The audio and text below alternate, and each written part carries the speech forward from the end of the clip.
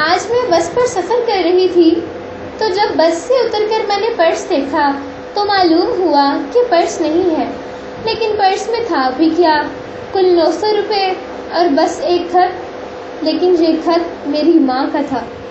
آج کل کے دور میں 900 روپے کی کوئی اوقات نہیں ہے، لیکن اس انسان کے لیے یہ بہت قیمتی ہوتے ہیں جس کی نوکری جا چکی ہو،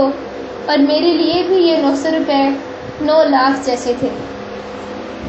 کچھ دن گزر گئے، میرے گھر پہ مجھے ایک خط ملا۔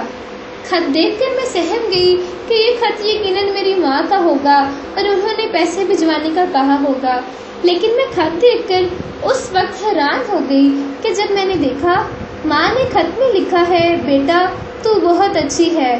اس بار بھی پیسے وقت پر پہنچا دیے، تو کبھی اپنی ذمہ داری نہیں بھولتی، کیونکہ تو جانتی ہے تیرے والد اس دنیا میں نہیں رہے اور چھوٹی بہن اور مجبوری کی ذمہ داری تیرے ہی سر پر ہے۔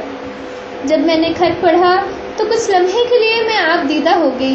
اور پھر مجھے یہ خیال آیا کہ آخر امی کو پیسے کس نے بھیجے۔ پھر مجھے کچھ دن بعد ایک اور خط ملا۔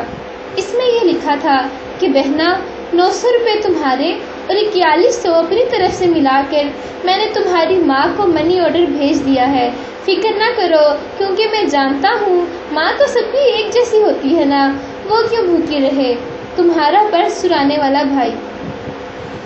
اے ماں، کاش پوری دنیا تیری طرح ہوتی، میں خاموش اگر ہوتی تو احساس سمجھ پاتی۔